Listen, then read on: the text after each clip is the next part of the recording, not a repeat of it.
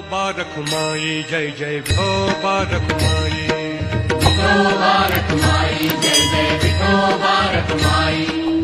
महाराजांचा गुलाला आटपायचा खरंच महाराजांना मी जरा फास्ट आलो पुढं, जरी पुढं आलो असतो तरी पुन्हा दिवस घेर टाकून पुन्हा गाडी माघारी गेलो तिकडं गुलाल करून आणि नाही रूपावळी करून खळे हरिदास देवाला आणण्यासाठी संत लागतात। आणि आपली पुण्याई गुरु माऊलींनी संत माधवदास महाराजांनी ज्या देवासाठी लोक इथून चालत पंढरीला जातात, इथून चालत पंढरीला जातात। तुमचं भाग्य इतकं महाराज, वारीचे हाल इतके असतात, वारीचे हाल जण गेले त्याला कळते, पण तरी सुद्धा मनात इच्छा असत की हाल सोसत का होईना जाते माणूस।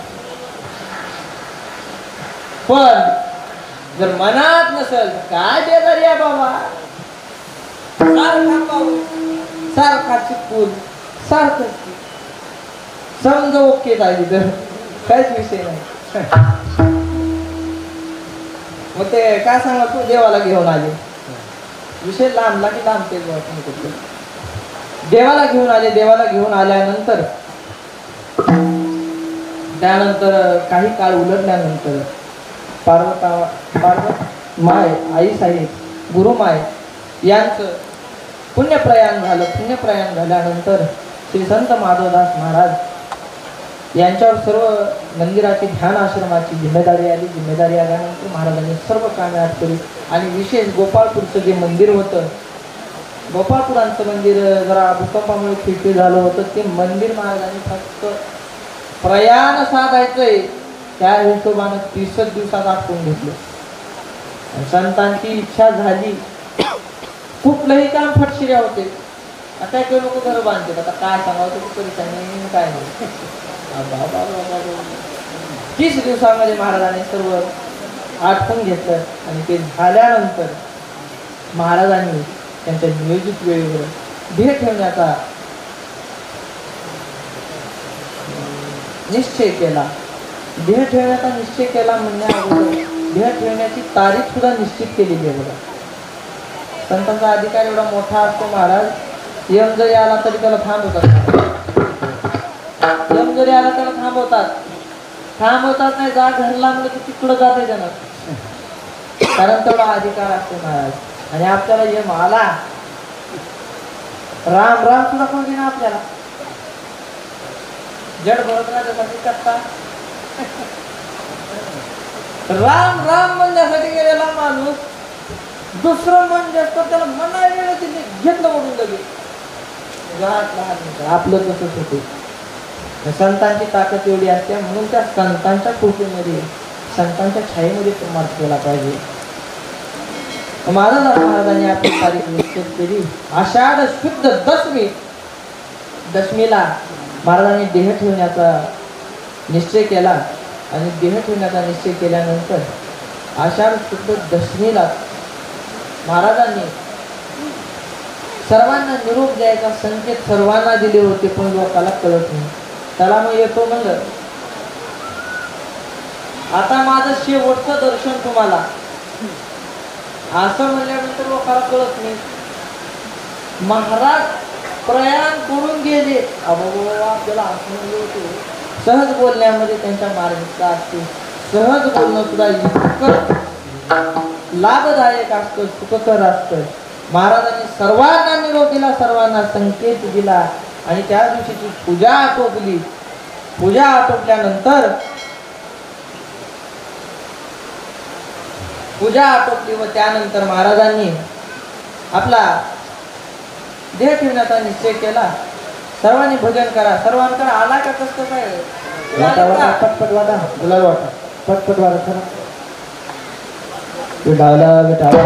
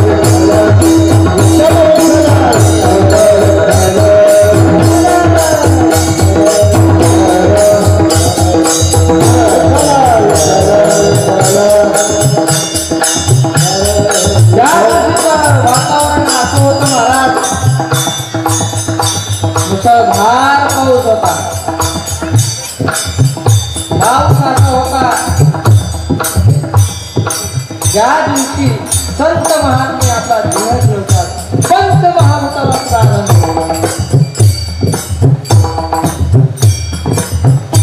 आणि विशेष म्हणजे महाराजांचं पुण्य प्रयाण हे उत्तरायणामध्ये आहे. उत्तरायण म्हणजे काय? उत्तरायण म्हणजे देह ठेवतो त्याला सहज पद्धतीने मोक्ष मिळतो. काय झालं? सापडत आहे मुस्लिम माणूस त्याचं देहावसान झालं. देहावसान झाल्यानंतर असंच महाराजांना कळाल्यानंतर महाराज म्हणू लागले काय पुण्यवान असेल हो असं चांगल्या योगावर मुख्य पर्वावर त्याचं देहावसान झाले. पर्वावर देहावसान होणं त्याला पुण्य येत लागते. ते मग आपण भक्त्याचा असणार म्हणजे तुमच्या निश्चितच तिथं असेल तर त्याला सुद्धा पुण्य येत लागते. पण संतांचं तसं नसतं महाराज. काल गुलाम सलाम करी दया करी राहत होती. काल जरी आला संतांकडे तरी संत म्हणतात आता ठेवणं. काय झालं? माऊली ज्ञानोबा वयाच्या 16व्या वर्षी काळ आला त्याला नेला. काळ आल्यानंतर मुक्त बहिण मतदानाचं चिन्ह नाही. केल्यानंतर काय त्याला 2 बोटं दाखवले. 2 बोटं दाखवले तेव्हा 2 वर्षांनी या म्हणाले पैकी ह्यांच्या पुढे कसा नाला लावायचा. आपली वाट लावून टाकली जातो वागला. परत गेला काळ. परत 2 वर्ष झाली. परत 2 वर्षांना काळ आला. परत 2 वर्षांना काळ आल्यानंतर सोपान टाका हे अशी 2 बोटं दाखवली. 2 बोटं दाखवले परत 2 बोटं दाखवले पुन्हा 2 वर्षांच्या चला परत मागायला गेला काळ आणि परत काळ आला. त्यावेळेस मुक्ताबाईने सुद्धा असंच केलं. मुक्ताबाईने असं केल्यानंतर काळानं म्हणला एकदा 7, 8, 10 बोटं आवडतं उभे हे बडे घाला कशाला लावला मला म्हणला. 2 दाखवायला म्हणला. बोटं 2 वर्षाला आले पुन्हा 2 दाखवायला म्हणला. त्यावेळेस मुक्ताबाईने खूप गोड उत्तर दिलं. मुक्ताबाईचं उत्तर असं होतं की अरे हे गोड म्हणजे मूर्खांना कळालं नाही म्हणजे कुणाला काळाला मूर्खा तुला कळालं नाही का म्हणजे याचा अर्थ एक बोट म्हणजे चंद्र आहे दुसरं बोट म्हणजे सूर्य आहे. जोपर्यंत चंद्र सूर्य आहे तोपर्यंत तिकडे यायचंच नाही.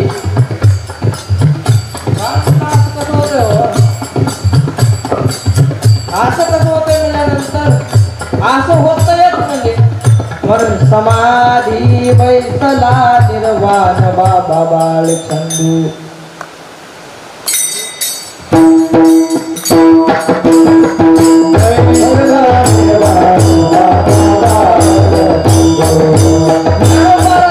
समाधी धर्मी संजीवन आणि समाधीमध्ये एवढं पवित्र असतं महाराज. समाधीमध्ये मग प्रमाण म्हणलो गेले दिगंबर ईश्वर विभूती राहिल्या त्या समाधी जगा माझी. समाधी जगा माझी म्हणजे समाधीमध्ये संतांचं वास्तव्य असतं आणि या पुण्य पवित्र कानेगाव क्षेत्रामध्ये 3 संतांच्या समाधी आहेत. या समाधीचं वर्णन करावं तेवढं थोडं. समाधीचं दर्शन एक वेळा होण्यासाठी तुला पुण्य लागतं आणि गावात राहून त्याचं दर्शन होत नाही. त्याचं थोडक्यात आता म्हणावंच लागेल वादच नाही. होते पाप म्हणून अशा माधवदास महाराजांनी म्हणजे सापडताचे मुस्लिम समाजाचा माणूस होता. काय त्याचं पुण्य असेल असं पुण्यतिथीवर पुण्य पर्वावर त्यांनी देह ठेवलाय. पुण्य पर्वावर देह ठेवलाय आणि उद्या असं माझं काय झालं कसं करणार. महाराजांनी गोड प्रश्न पुढच्या विचारला लोक हातण्यावर घेतली. हातण्यावर घेतल्यानंतर रात्री 12ची वेळ 12 वाजता महाराजांनी देवाची पूजा आटोपली आणि पूजा आटोपल्यानंतर महाराजांनी देवाला निर्धून पाहिलं आणि निर्धून पाहिल्यानंतर महाराजांनी ज्या दिवशी देहावसान व्हायचं होतं त्या दिवशी साक्षात परमात्मा पंढरीहून इथं आले असा अभंगाच्या पहिल्या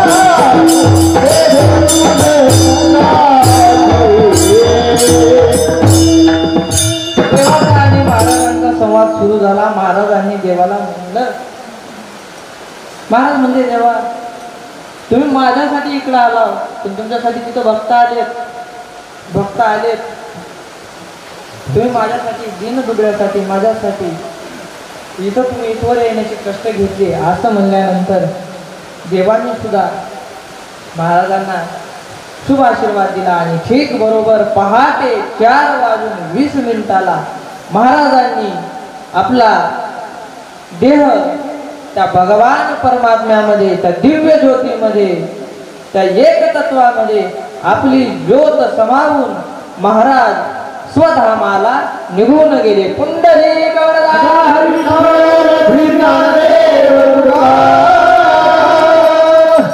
माधवपुरी महाराज की जय. संत माधवदास महाराज की जय.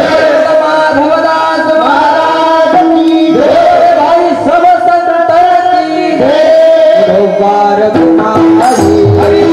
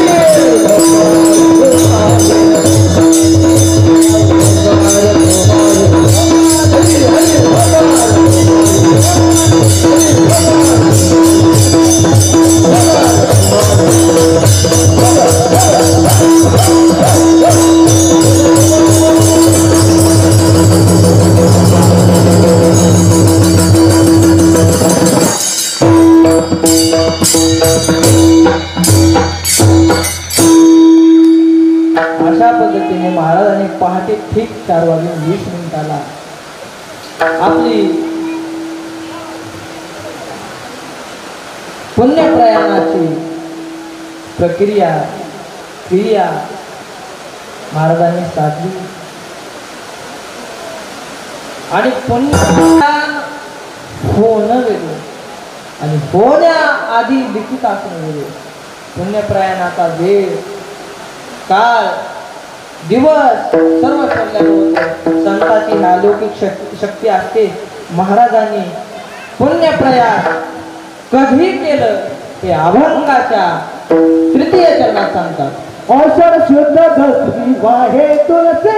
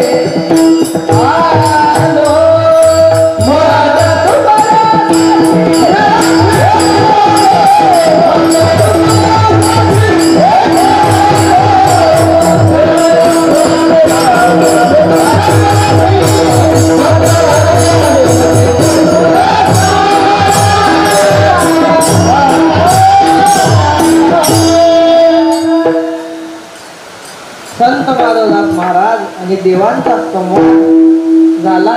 माधवदास महाराज म्हणतात,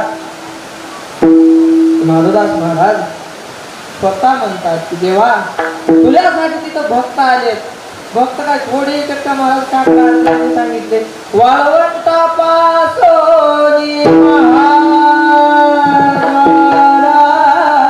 पर्यंत सुरवराती बांधी उभे जोडोनिया.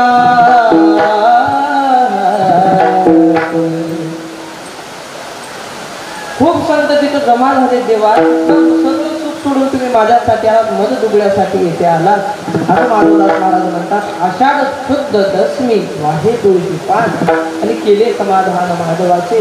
माधवाचं समाधान करणं म्हणजे देवाने महाराजांना स्वतःच्या स्वरूपामध्ये विलीन करून घेतलं. असा सरळ सरळ अर्थ या अभंगाचा आहे. अभंगावर त्याच्यामध्ये याचा अवकाश मला जमेल त्या पद्धतीनं.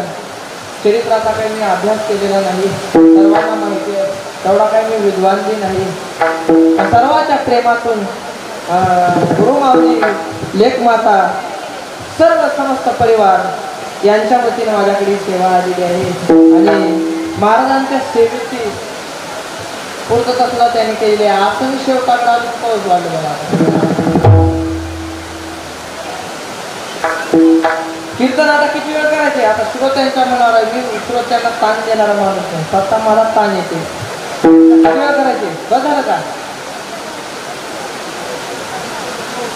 1 तास. 1 तास काय करणार नाही, फक्त 10-15 मिनिटं मी आता कीर्तन सेवा बोलणार आहे.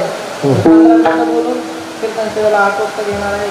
अशा संतांचा, महापुरुषांचा पुण्यतिथी उत्सव आपल्या गावामध्ये साजरा होतो. या गावामध्ये साजरा होतो म्हणण्यापेक्षा व त्याही मंडळा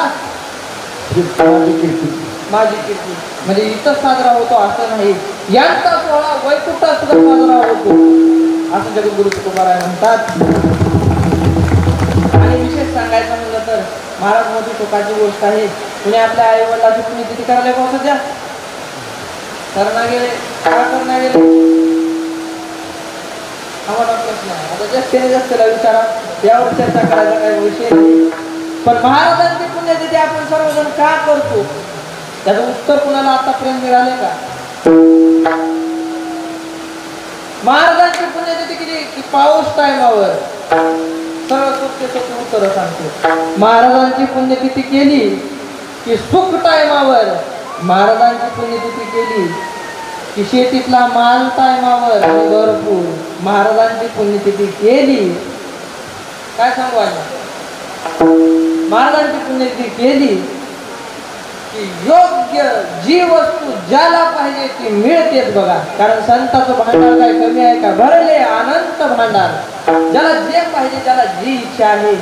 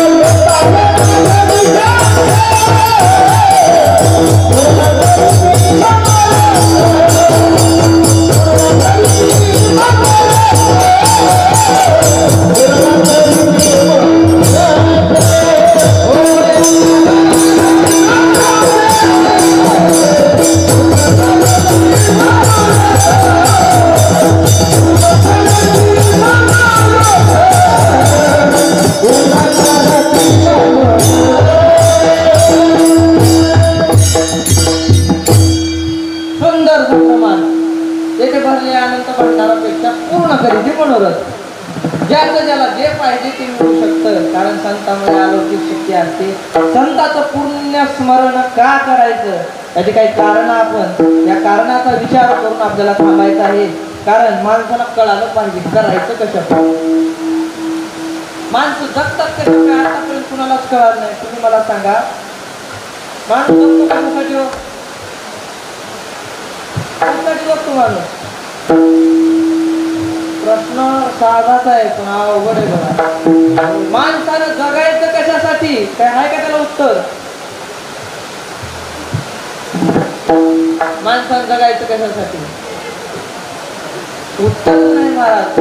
आणि जे माणसं ध्येय शून्य असतात किंवा ज्या कार्याला ध्येय नसतं ते कार्य कधी फळाला जात नसतं महाराज. सांगायचा भाव असा की माणसाला जगायचे परमात्म्याच्या प्राप्तीसाठी. पण परमात्म्याची प्राप्ती राहायची एकीकडे, माणूस लागला एकीकडे. एका मला जेवायसाठी जगायचं. जेवायचं कशासाठी म्हणजे जगायचं जेवायसाठी. जेवायचं कशासाठी तर जगायसाठी. ते उत्तर राहू शकत नाही महाराज. एवढा अमूल्य असा नरदेह आपल्याला प्राप्त झालाय. या नरदेहाची किंमत कशाची देता येत नाही. नरदेह दुर्लभ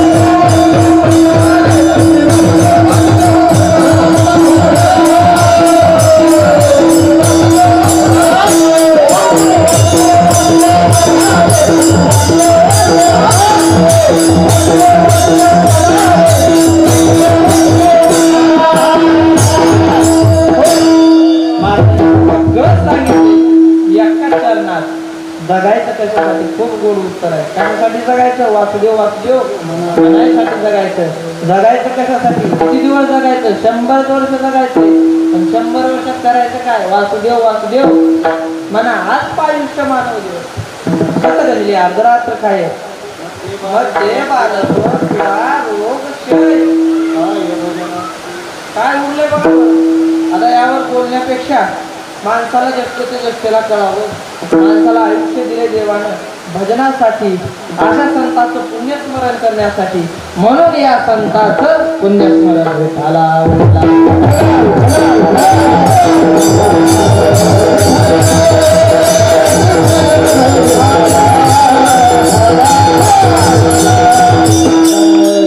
संतांचं पुण्यस्मरण का करायचं त्याची मुख्य 3 कारणं आहेत. त्यामध्ये पहिलं एक की संत माणसाला अज्ञानातून मुक्त करतात. माणसाला कुठल्याही क्षेत्रातला माणूस राहू द्या, राजकीय राहू द्या, सामाजिक राहू द्या, कुठल्याही क्षेत्रातलं शैक्षणिक राहू द्या, 3 प्रकारचं अज्ञान असतं माणसाला. ऐका, इकडे लक्ष द्या. एवढे 3-4-5 पॉईंट फक्त लक्ष देऊन ऐका. कीर्तनामध्ये काही मुद्दे महत्वाचे असतात ते गावाला घेऊन जायचे असतात. कीर्तन हे टाइमपासासाठी नाही, कीर्तनामध्ये ज्ञानाची वृद्धी झाली पाहिजे.